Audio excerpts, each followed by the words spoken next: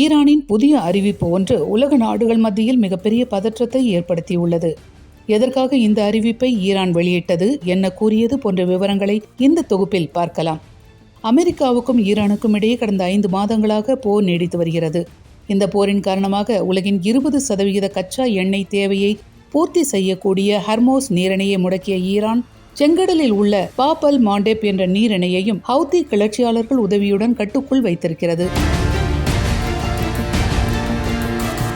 இதற்கிடையே செங்கடல் பகுதி வழியாக சென்ற சவுதி அரேபியாவின் வணிக கப்பல்கள் மீது ஹவுதி கிளர்ச்சியாளர்கள் தாக்குதல் நடத்தினர்.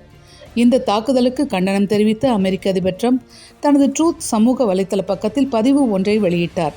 அதில் ஹர்மோஸ் நீரிணையில் செல்லும் வர்த்தக கப்பல்கள் மீது ஈரான் ஏவுகணை, ட்ரோன் அல்லது எந்த ஆயுதத்தை கொண்டு தாக்குதல் நடத்தினாலும் பதிலடியாக ஈரானின் ஒரு பாலம் அல்லது மின் நிலையத்தை அமெரிக்கா குண்டு வீசி அழிக்கும் என்று தெரிவித்திருந்தார். ட்ரம்பின் இந்த பதிவுக்கு ஈரான் தற்போது பதிலடி கொடுத்துள்ளது.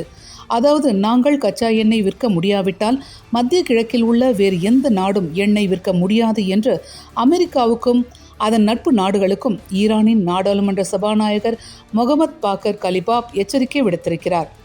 எல்லாம் அல்லது எதுவும் இல்லை என்ற நிலையை தற்போது உலகம் எட்டியுள்ளது.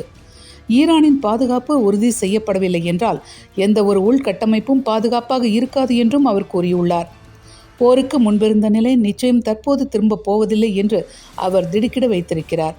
உலகில் 1/4 கடல் வழி கச்சா எண்ணெய் போக்குவரத்து ஹர்மோஸ் நீரிணை வழியாகவே நடைபெறுகிறது. இந்த மோதலால் உலக சந்தையில் கச்சா எண்ணெய் விலை மீண்டும் அதிகரிக்க தொடங்கியுள்ளது.